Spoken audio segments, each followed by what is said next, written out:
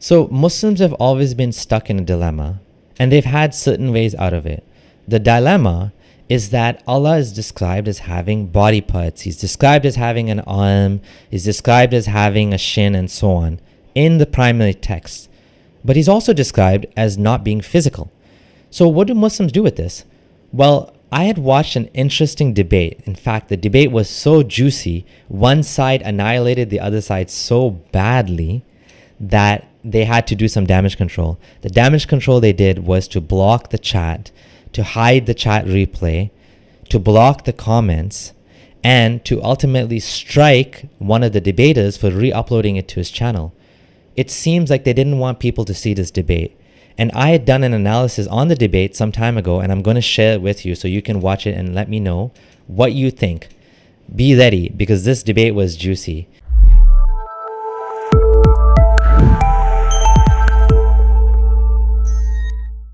On one side, you had Khalil Andani. Dr. Khalil was debating from Neoplatonism. He was debating from a logical God perspective. And on the other side, you had Jake, who seemed stuck because he wasn't able to get out of the fact that there's inherent contradictions in the statements in the Sunnah and the logical world that we live in.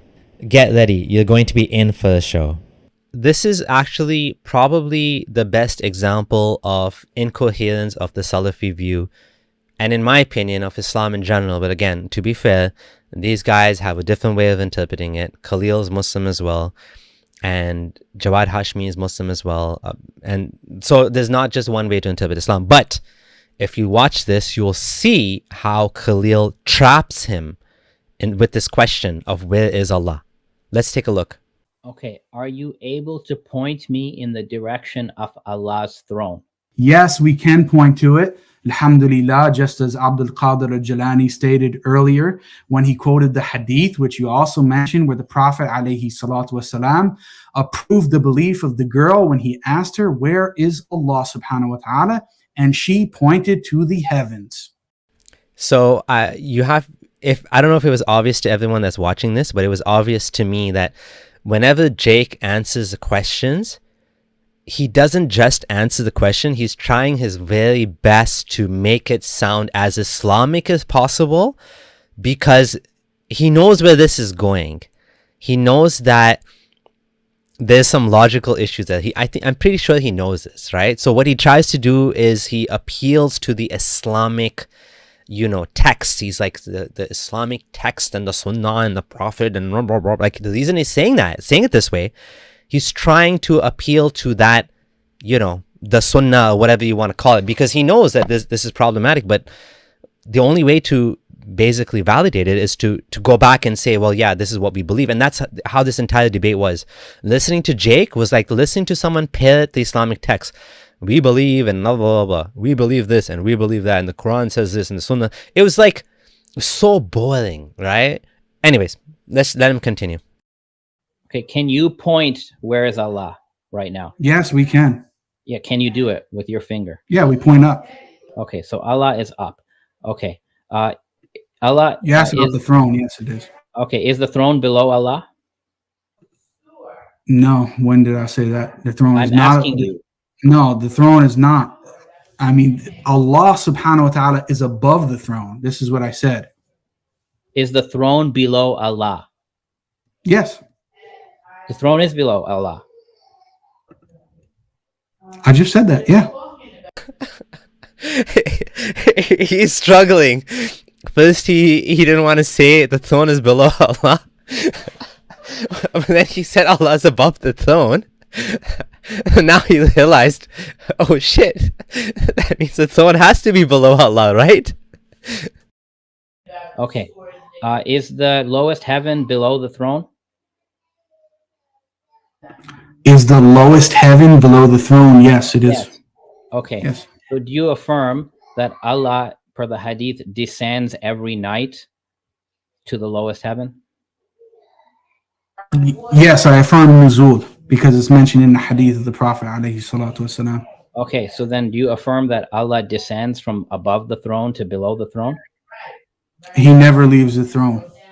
But I believe that he descends. Yes, it's a real descent of nuzul, which is mentioned in the text. Okay, what's the meaning of a descent here? Because descent means to go from above to below. So what does nuzul mean? Yes, we understand it in the plain meaning, which is mentioned in the hadith. If I had it in front of me, I can read it, but it's very clear. I think everybody knows what descent means. So you affirm that Allah descends from above the throne to the lowest heaven below the throne. Without entering his creation, yes. Okay, but he does move then from above the throne to below the throne. Did I mention anything about movement? Well, I you don't said think I everybody mentioned knows. anything about movement. Okay, what is the meaning of descend that everybody knows? I just explained it to you. So No, you can't explain it again. I'm dumb. Explain unfortunately, that's time. Even though this got really interesting. Yeah, let him answer the question. You can have 20 seconds, Jake, if you'd like. Explain it again. What's the meaning of nuzul that everybody knows? Yeah, so I explained it, and Ibn Taymiyyah, which you said that I couldn't appeal to, which I don't know why. All I told you was I don't agree with him on every single position, and that's certainly fine. But when it comes to the usul, I agree with him. And the fact of the matter is, he explains this. He talks even about the spirit coming down and the angels and this type of so-called movement, which we cannot really understand. And he compares that to the nuzul or descent of Allah subhanahu wa ta'ala. And he says the difference in that is exponentially greater. Therefore, we cannot understand the kayfiyah. We don't have enough knowledge on it. We stick to the text and what it says, and we don't dwell on the kayfiyah. Okay, right. Thank you. Just like we can't understand the kayfiyah of Trinity. Thank you very much. Okay, so this was a really good point, and it really smacked Jake hard. And the point was that Jake is appealing to the mystery. Khalil actually demonstrated this very well. That if you believe the way you believe, you are appealing to mystery. You are saying we don't know, we can't explain it. Yet you are arguing against Christians who believe in Trinity. How is it that you can make such a claim that logically is incoherent, and then in the same breath say, oh, you guys believe in something incoherent, Father, Son, and Holy Ghost are 1 and 3. That doesn't make any sense. Well, this debate was like, again, clear evidence that Islam, at least the way this guy's interpreting it, doesn't make any sense. He's appealing to mystery, saying we don't dwell on this, we don't ask how, right? We don't ask how is it, we don't ask what, we don't try to understand it. We just accept it, even though, as Khalil said, and he demonstrates this quite clearly in the debate, that the way you guys are taking this, it becomes meaningless. The words don't have any meaning anymore, because descend doesn't mean, what does that mean, descend? It has no meaning. Now, of course, from Khalil's side, I don't want to strawman him, but from the other perspective, they don't take it literally. They say it's unfalsifiable, right? Like descend doesn't mean descend either, right? Jake says descend means descend, but we don't know how, because how would God move? God doesn't have a body. But he descends, he said. So what is that? So both sides have the issues. One side is falsifiable, and the reason I say falsifiable is because it leads to a contradiction, a logical contradiction. So I think it's falsifiable. The other side, the Ash'ari, the Neoplatonism, however you want to call it, they don't take it literally, so you can't debunk it because it's not literal. So it means, what does it mean? It means something else. It just whatever, right? But again, if you take this view, case A, you can't attack the Trinity either, right? And at the same time, I don't know if Khalil attacks the Trinity either, but at least he's using his logic consistently, right? Whereas Jake is sort of picking and choosing when to use logic, and that's a problem, right? That's a problem with the Salafis, the neo-Salafis that are going and debating Christians and using these logical arguments.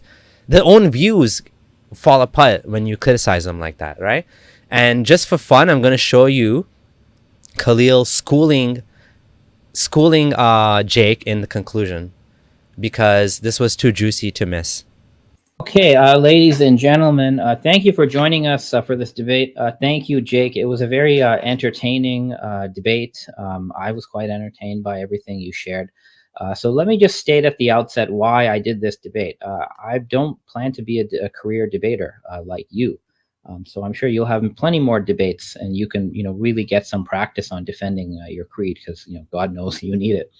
I participated in this debate because, for some unprovoked reason, last December, Jake, the Muslim metaphysician who had been a Sunni Muslim for just 2 years at that time, and who had just heard about Shia Ismaili Islam, just decided to start calling our worldview and Neoplatonism generally kufr and shirk, and he takfired a whole bunch of us, not just Ismailis. He takfired anyone who believes in a Neoplatonic worldview. And because Jake is actually a very smart individual who deserves a response, unlike some of the other trash that's out on YouTube, where some people they're not very smart. But Jake is actually an intelligent person, and frankly, I have to give him credit. He's very honest about what he believes and what he thinks is right.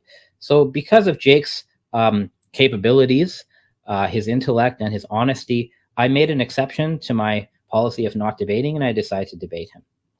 So I really liked the demeanor of Khalil, Dr. Khalil here versus Jake. I felt like Jake was being kind of sleazy in this debate. I mean, he was like telling, it felt like he was doing a lot of straw manning. He kept telling Khalil, oh, this is what you believe, so therefore you're a disbeliever even in Ismailism.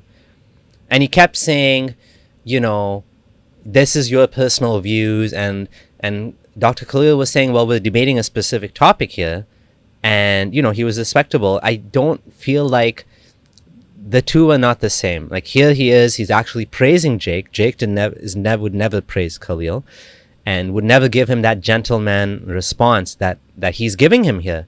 And it's true. Like, this guy went on the attack. He's attacking Ismailis and calling them kafir and this and that, which, again, as Khalil has mentioned, this could be harmful to certain Ismailis living in Afghanistan, Pakistan. If people are going around teaching that these guys are kafirs or disbelievers, then these guys are under threat of being, killed and stuff, right? So he wanted to defend his worldview, and he did a pretty good job, in my opinion. Oh, I even found it funny that Jake even pulled out the taqiyya card. He even said that Khalil's doing taqiyya, which is so hilarious. That right-wing taqiyya meme that's used against Muslims, he used that against Khalil in this debate.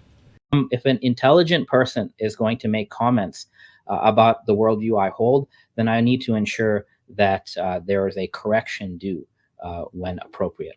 Now, Jake, throughout the debate, has tried to isolate my beliefs as Ismaili beliefs, but then he's also said that my beliefs are not Ismaili beliefs. So there seems to be a logical problem of the takfiri going on here. He needs to decide, is Khalil an Ismaili or not an Ismaili? Here's the thing. The worldview I've defended today is on the screen. I've defended that Allah is absolutely simple without real distinct attributes. I've defended the first intellect as the first creation, and I've defended the first intellect as the intermediary for all other creation. This is the worldview that I'm defending. All Ismailis believe this, and all the names on this screen believe this as well. Okay? And it's a big tent. Neoplatonism, in the sense of the worldview that I'm defending today, goes way beyond the Ismailis. And just because this worldview is common to Ibn Sina, Ibn Arabi, even some Hanbali Sufis. By the way, Abdul Qadir Jilani, in his text Kashf al-Asrar, specifically says that the first intellect is the first creation of God, that it contains the universals of everything, and that the entire universe has been created from the first intellect. Abdul Qadir Jilani says this in his own work. That's why his name is there. So Okay, so from my perspective, when I watched this debate, it's the first time I ever heard about this first intellect being created and the pen being the first creation and whatever. This is all new to me. I've never heard this before. And again, as a non-Muslim, someone that doesn't believe in this, I don't really care what the first intellect or the first creation or whatever. I don't care about this stuff. I'm an outsider. To me, it doesn't matter. All I'm looking at is which one is logically coherent, which one's logically incoherent. How do they make moves? How do they defend Islam? What is the perspective there? And this was interesting, but again, to me, it doesn't make any sense because I don't believe any of this stuff.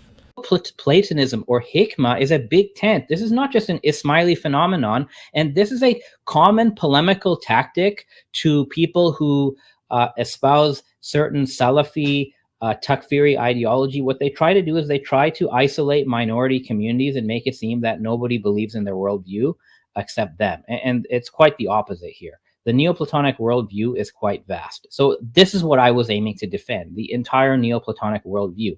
Do I hold the Ismaili version of that? Yes. And nothing you've said in this debate has actually shown that I've departed the Ismaili account of Neoplatonism. I'm going to show you why. But let's get back to the fact that this is a debate between the Athari Creed and Islamic Neoplatonism, even if you want to call it Ismaili Neoplatonism. So it's a debate, and both sides have to give arguments in the debate. So I gave 10 arguments, and you're calling it a machine gun approach because you are utterly unprepared for what I had to show you today. You have This was mic drop moment. While Jake was doing his discussion, Khalil was not just making notes, he was updating the slides, and he actually made a point of reviewing his response to each of the 10 points. Let's see what he does. actually gone through the primary sources of your own creed or my creed and actually seen the different type of discourse that's there. This is the problem. I'm actually astonished why Jake, who frankly is a very, very smart guy, okay? Like, I have to hand it to you. You are very good at philosophy. You're a very clear thinker. I enjoy, watching some of your other videos. I really do. You're very smart, and it's just beyond me why you picked the Athari Creed, because it has like the least defensible positions. So frankly, I've offered these 10 arguments against the Athari Creed, and you didn't really respond. So I'm going to. So before we get that, I'm just going to point out the points at the top here. The first check mark says Islamic philosophy's Tawheed is established by reason and corroborated by revelation. That's a good way to put it. He's saying we use logic first and then revelation. That's basically what he's doing. He's coming up with, again, from my perspective, it's mental masturbation, whatever. It's, you came up with something and then you're basically using the text to fit to that, right? You're trying to make it, you make the two work together, but like it's reason first, right? Even though, in my opinion, reason can also lead to no God. We disagree on that. However, from his perspective, this is how it is. The second point, Sunni Athari Tawheed is logically incoherent and lacks support in the revelation. I would have put it a little bit differently. The reason he put it that way is because he believes that the revelation or the text supports his view, meaning supports his logical Tawheed, or whatever he wants to call it, Neoplatonistic Tawheed, right? Whereas from the Salafi view, it's more about the text than reason, right? So I would have said the Sunni Athari Tawheed is based on the text first and is logically incoherent, which is the way I see it. It's the text is logically incoherent, right? But he doesn't want to put it that way because he wants to make it seem like it's the revelation that doesn't support him. But again, you can see even in the way he wrote it that the first one is established by reason. You could reason to some way you can come up to a conclusion that is a God of some sort. You could come up with that. And then you can use revelation, the Islamic revelation, which is probably less important in my opinion then. But anyways. Grade you, okay? I'm a professor and I grade people, okay? So let's grade your response. So philosophical Kalami arguments are forbidden for Atharis. This is a historical fact. You appeal to Ibn Taymiyyah. I'll give you a D- on that, okay? Because for this debate, you said you follow the creed of Ibn Qudama, and Ibn Qudama, as well as the followers of Ibn Qudama today, they say philosophy, logic, this is not allowed in the madhab. So you had to go outside the Athari creed. So I'll give you a D-. Number two, anthropomorphism of Ahmed ibn Hanbal. You had nothing to say about that. So I take it you concede the point. You get an F. The problem of tafweed, you had nothing to say about tafweed. In fact, you changed your view. You said you commit to tafweed via Facebook message, but today... Sorry, before I continue, basically what he's saying in point 2 is that like Ahmed ibn Hanbal's God is an anthropomorphic God. He has hands and he has 2 right hands and whatever, right? He has a shin or whatever. So he's saying, there's even a hadith that says, I saw my Lord as a man, a bearded man. And Ahmed ibn Hanbal has no choice but to accept that, even though like it makes no sense according to other Islamic belief. Jake didn't respond to that. Now he's talking about the issue of the God's attributes being independent. You said you commit to the apparent meaning, which is worse than tafweed. So you get an F, okay? And same for all the other tafweed. Now you did appeal to mystery. So you fall into argument 5. You said, we don't know how God descends. It's incomprehensible, but we believe it. Well, congratulations. You've appealed to mystery, and you are no different from the Trinitarian Christians that you like to debate. So for any Trinitarian Christian watching this, remember what Jake has said today. He says, God is above his throne, and he descends in some incomprehensible way, and we don't know how.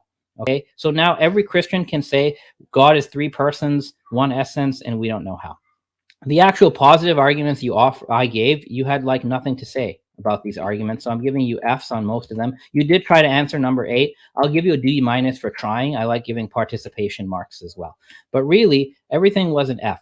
Now, your arguments against me, let it be on the record for everyone watching. I rebutted everything you said. You first said... So yeah, I'm not going to go into this too much because this is very specific to the debate and Ismaili belief and whatever. What I wanted to show was that, yeah, Jake did a very poor job and Khalil did an amazing job here. Again, I'm not taking sides because he's my friend. I'm a neutral party here. I don't believe in either one, even though, in my opinion, you know, like, I think both of them have issues because I don't believe in God, right? And I don't think you need Islam to live in this life. I don't think Islam is necessary in any way. I don't believe in Ismailism in any way, or Aga Khan, or any of that stuff. Okay, now that we've seen that, tell me you agree. Who won the debate? Let me know in the comments. Thanks for watching. Also, if you're new here, don't forget to subscribe. This is your friendly ex-Muslim Abdullah Samir signing out.